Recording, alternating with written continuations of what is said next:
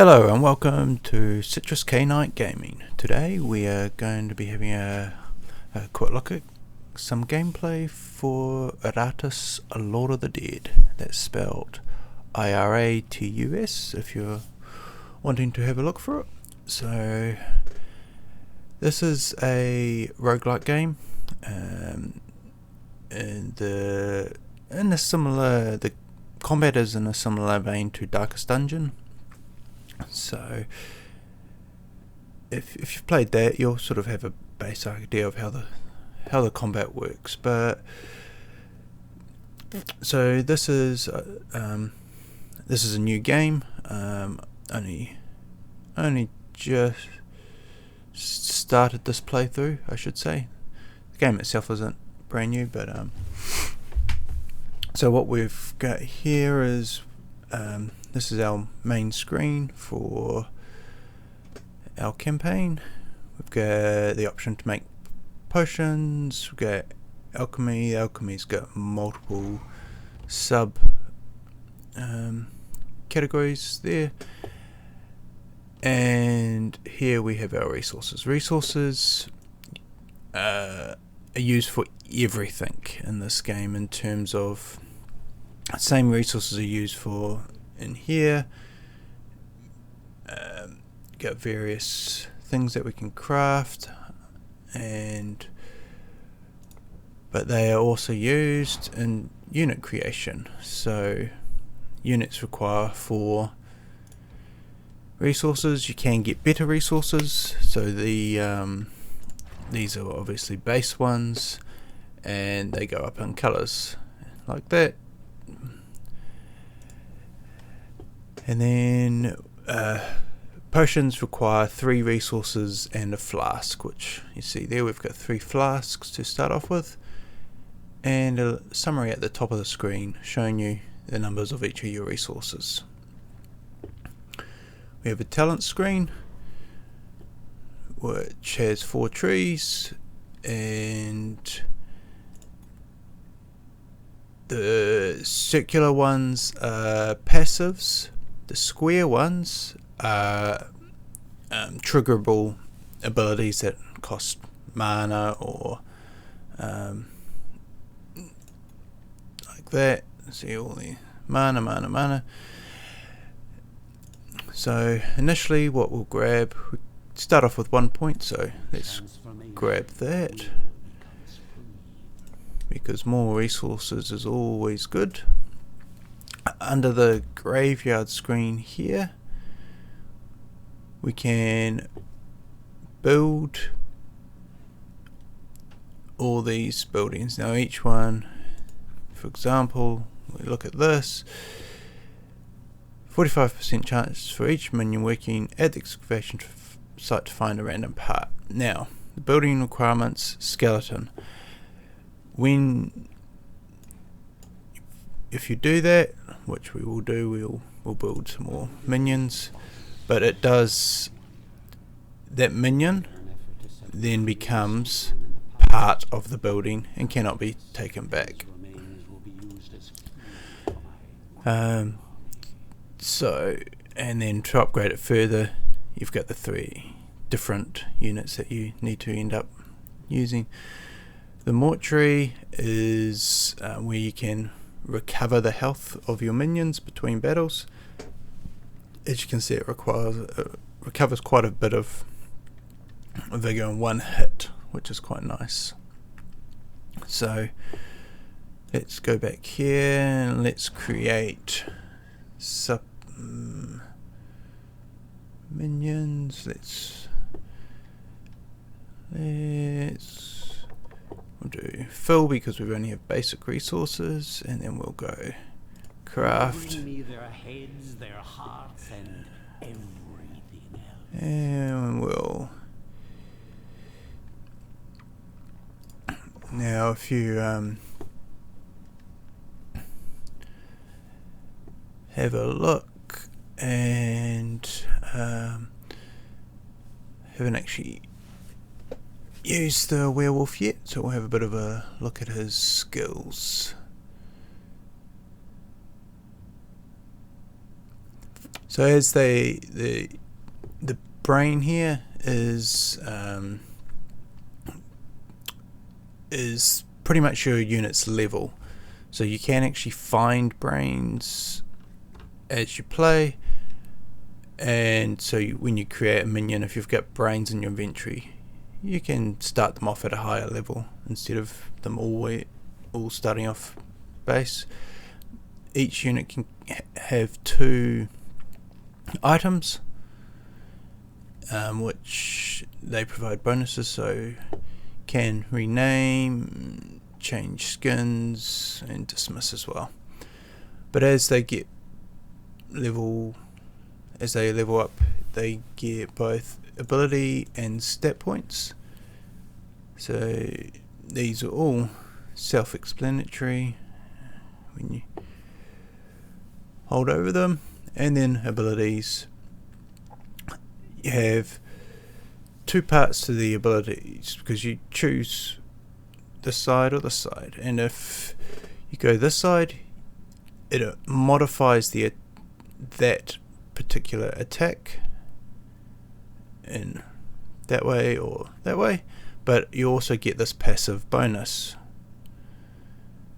So depending on how you're wanting to build each particular unit will be what way you want to go. So let's go to the dungeon. Now the dungeon is randomized, and once we clear this one, we go on to that one, then carry on down. So we can scroll out. So we start obviously with our mugshot there, and we have to make it all the way up to there and the exit. And from there, which way we go, completely up to us. So a smart man would probably plan his journey through, but we won't. We're just gonna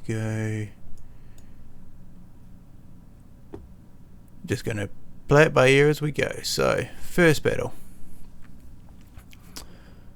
just gonna right. So we've got, that sounds pretty good. So you'll see each ability has the skulls on one side and the helms on the other. Now the skulls show which position in the lineup that this attack can be performed from. So that attack can be performed there, and it can hit the first 2 enemy, which is also highlighted under there. Now this is a physical resistance, and that it's a magic resistance. So you'll see if I do that, the first resistance is used up to block the first attack, but the second attack got through.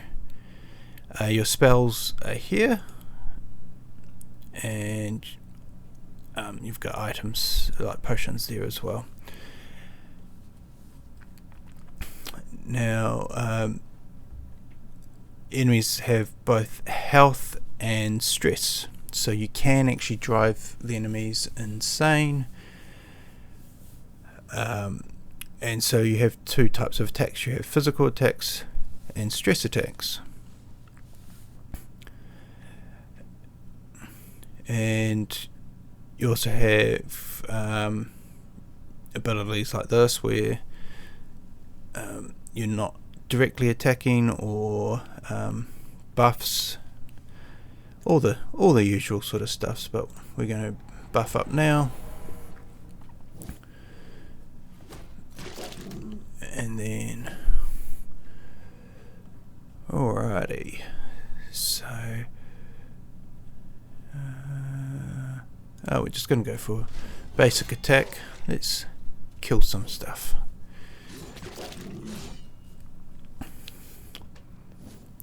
Okay, so this guy what we're going to do is we're going to go into this stance, which means he doesn't attack immediately, but he attacks more than his next turn. It's quite nice. It's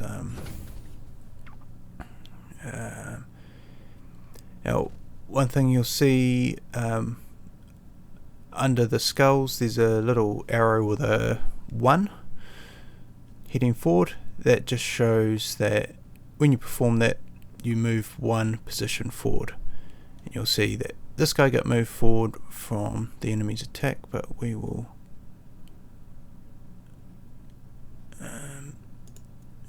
you can use these as well to move minions back, like so.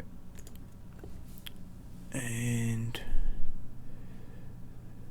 that obviously costs mana, which is here. You have mana, and also around here is rage, which is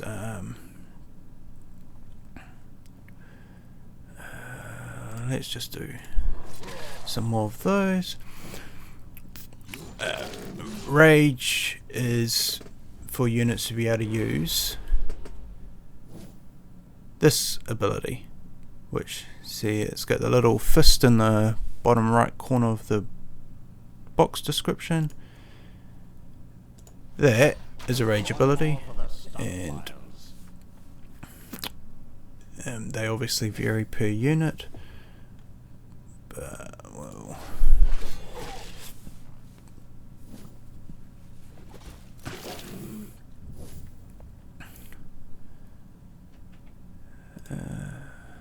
let's do one of those.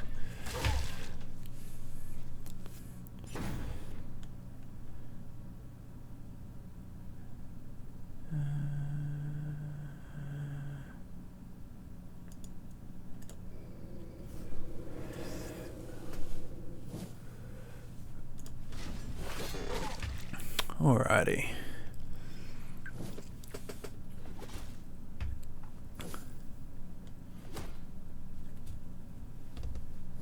This guy's right on dead, so let's just finish him off. This is what 1,000 years of evolution looks like. Yeah, perfect. One guy left, we'll just bang through him.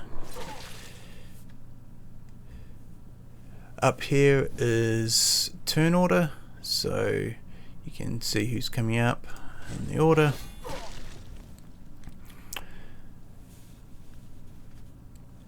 Mop up the gore. And I hate to see plans. this is our rewards. So Digger Souls are what allow you to build more buildings in the graveyard.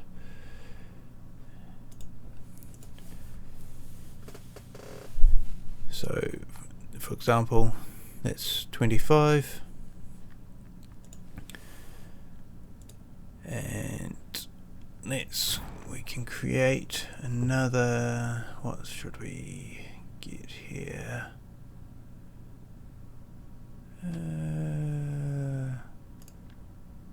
Let's go for a headhunter.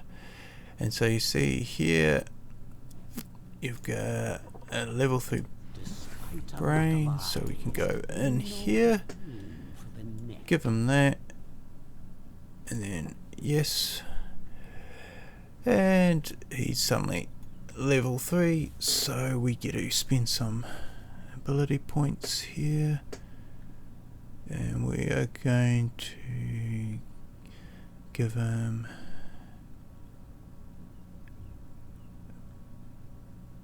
let's go for that. And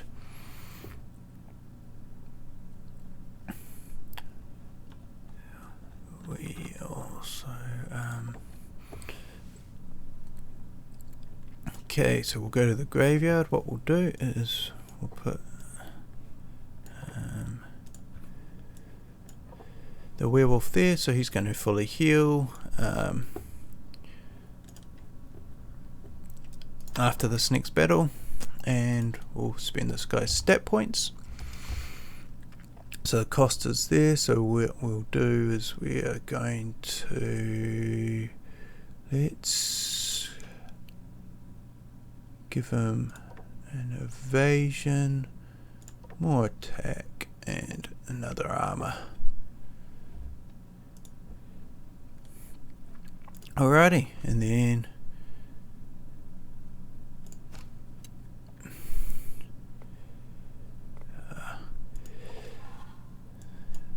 alrighty, next battle.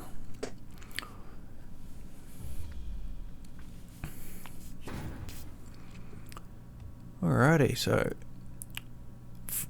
as this we can move the enemies forward, which comes in handy if they have spellcasters that you want to pull forward and beat on.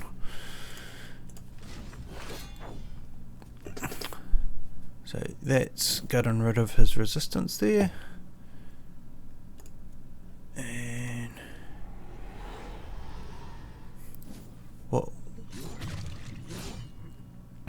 what we will do is that go, we'll set to a bombardment, and we will see if we can, let's see if we can drive someone insane. So stress attacks reduce the purple, and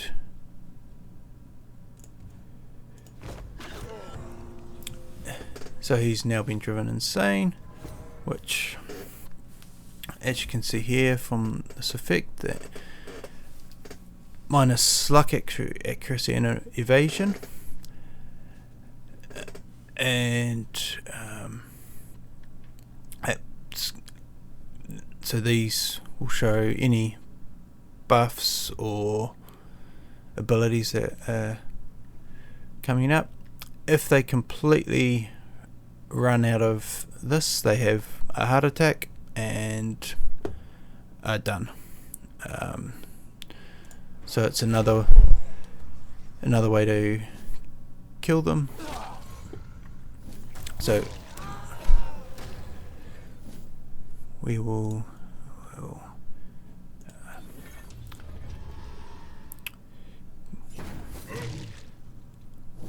aim to do that so we can show it.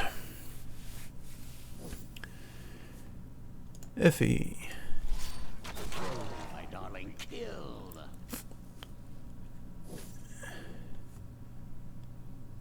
and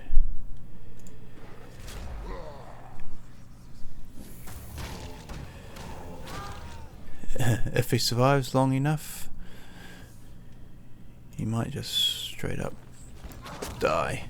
Enemies can also run away, and there is an ability that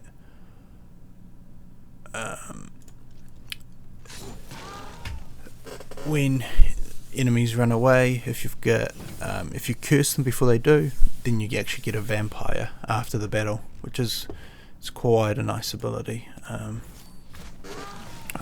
because 3 units is always good. A predictable outcome. So we got a Ring of the Apocalypse, which is that is for your Iratus Lord to wear himself. So we'll have that one equipped. My undead features. We don't need spell power at the moment since we're not haven't got many spells going, but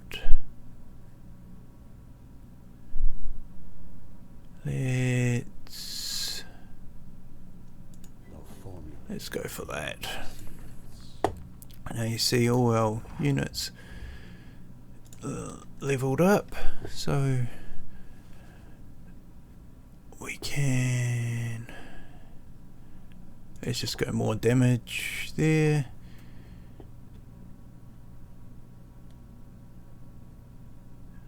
More accuracy there, and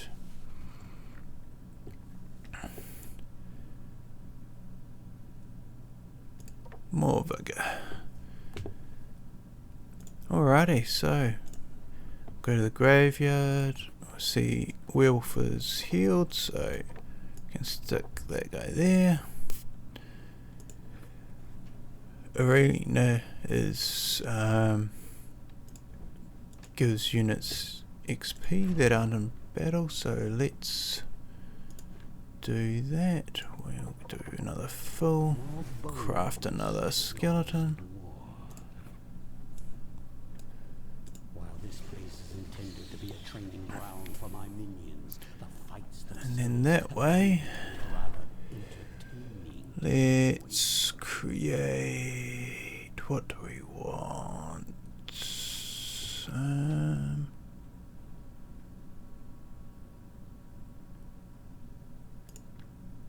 Let's get one of those.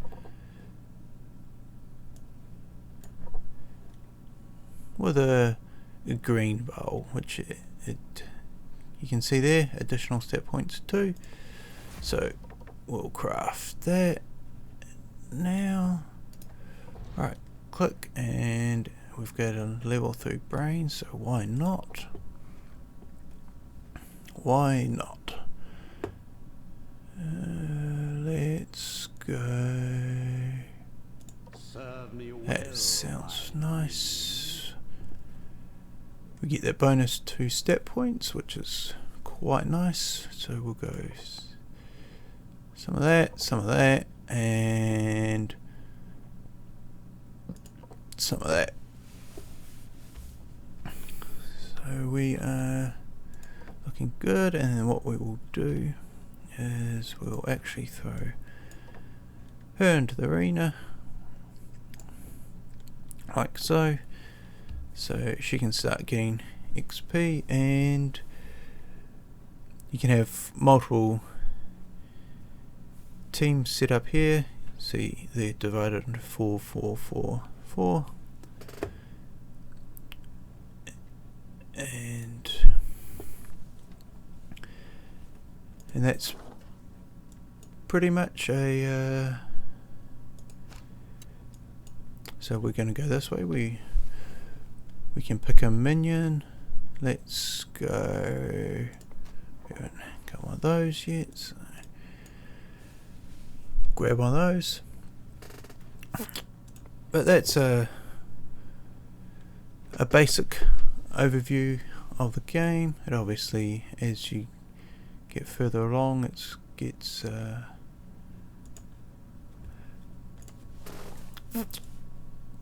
harder and harder. There's different points like this where you can sacrifice minions to gain odds and ends. Those give you can level minions or Iratus himself, and so I say you can sort of plan your journey, or just play it by ear as you go. Dungeons are randomized, and